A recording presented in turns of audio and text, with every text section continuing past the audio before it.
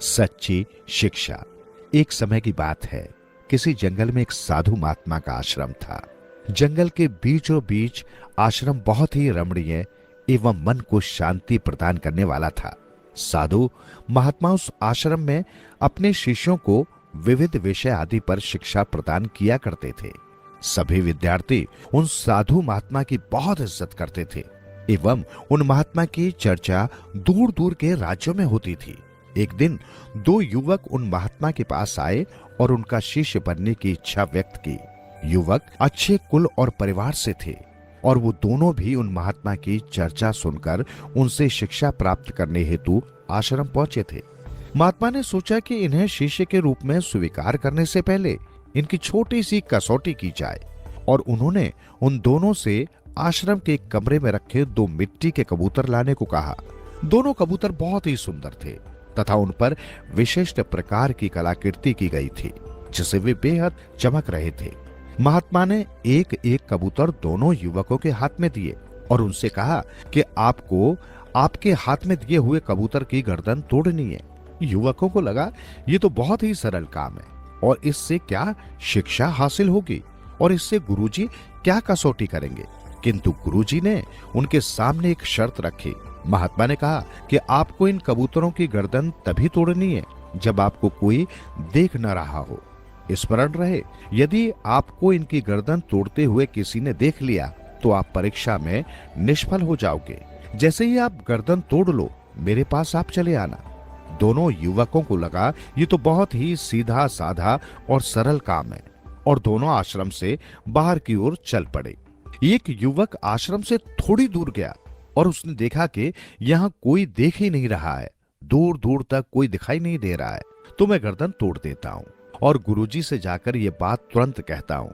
दूसरा युवक हाथ में उस कबूतर की कलाकृति को लिए दूर जंगल में चला गया। जब वो एक घने जंगल में पहुंच गया तो एक पेड़ के नीचे वो बैठा और कबूतर की गर्दन तोड़ने का फैसला किया। किंतु जैसे ही वो गर्दन तोड़ने वाला था, उसकी नजर उस पेड़ पर बैठी एक पक्षी पर पड़ी। तो उसने सोचा कि अगर मैं यहां गर्दन तोड़ दूंगा तो ये पक्षी मुझे देख रहा है, मुझे कोई और तरीका अपनाना होगा। कुछ विचार करने के बाद वो युवक पास की झाड़ियों में जाकर छुप गया। उसे लगा इन झाड़ियों में मुझे कोई नहीं देखेगा और मैं गुरुजी का दिया हुआ काम पूरा कर पाऊंगा। किंतु उसने देखा कि झाड़ियों में छोटे छोटे कीट पतंगे और मक्खियां थी, तो वो भी उसे देख रही हैं। ये सोचकर वो झाड़ियों में भी कबूतर की गर्दन नहीं तोड़ पाया। कुछ समय विचार करने के पश्चात उसे एक उपाय सूझा। उसने एक गड्ढा खोदा और उस गड्ढे में बैठ गया। अब उसे लगा कि मुझे कोई नहीं देख रहा है, तो उसने उस कबूतर की कलाकृति की गर्दन तोड़ने का फैसला लिया। किंतु उसे एक विचार आया कि अगर मैं इस कलाकृति की गर्दन तोड़ दूंगा तो इस कलाकृति में जो आंखें बनी हैं वो मुझे देख रही हैं। और यही सोचकर उसने उस कलाकृति पर एक कपड़ा डाल दिया और जैसे ही वो उसकी गर्दन तोड़ने को हुआ, उसे ख्याल आया कि मेरी आंखें तो मुझे देख रही हैं इस कबूतर की गर्दन तोड़ते हुए। तो उसने अपनी आंखें बंद कर ली। अब युवक को ना ही कलाकृति की आंखें देख रही हैं, न उसकी खुद की आंखें उसे देख रही हैं। और वो जैसे ही गर्दन तोड़ने को हुआ, मानो उसके अंदर से आवाज उठी कि अरे मैं तो देख रहा हूं। और वो आवाज उसके हृदय की थी, मैं तो देख रहा हूं। अब वो युवक पूर्णतः समझ गया कि गुरुजी की कसौटी किस शिक्षा की तरफ इशारा कर रही है। वो युवक उस कबूतर की कलाकृति को लेकर गुरुजी के पास पहुंचा और उनसे कहा, क्षमा कीजिए गुरुजी, मैं आपकी दी हुई कसौटी पूर्ण नहीं कर पाया क्योंकि हर समय कोई न कोई मुझे देख ही रहा था।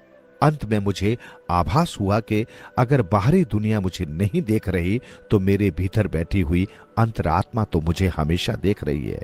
इसी कारणवश गुरुजी, मैं आपकी कसौटी पूरी नहीं कर पाया।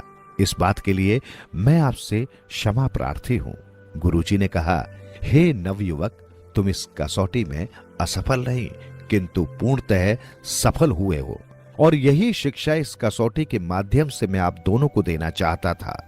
हर एक मनुष्य को यह स्मरण रखना चाहिए कि हमारी हर एक क्रिया और कर्म पर परमात्मा की नजर है।